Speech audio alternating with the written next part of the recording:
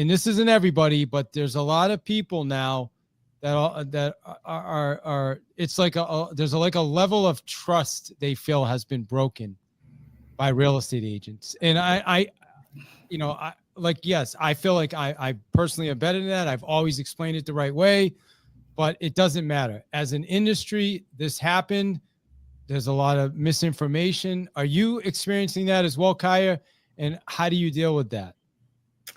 I think I can't say that I personally experienced it, but I do think that is a topic of conversation amongst consumers.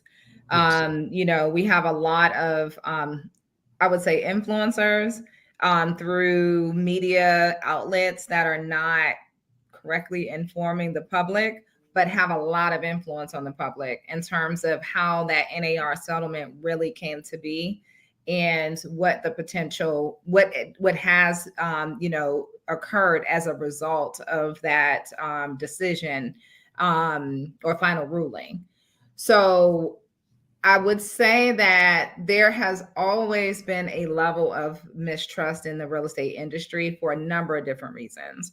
I would say historically, certain demographics, there's been the history of issues with the lending institutions, right?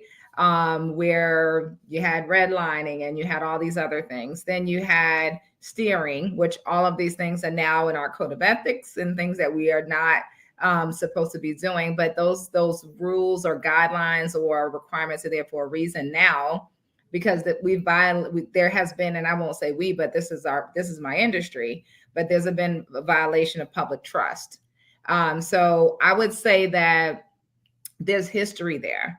I think there's work to be done. I do think that the onus is on us as real estate professionals to be transparent, let people know why we are where we're at now, and then how do we right the ship so that we continue to rebuild that confidence and that relationship with the community, because these are the individuals that are out here entrusting us to make and guide and advise through that real estate process, which is honestly one of the largest transactions typically and purchases or investments that people make in their lifetime.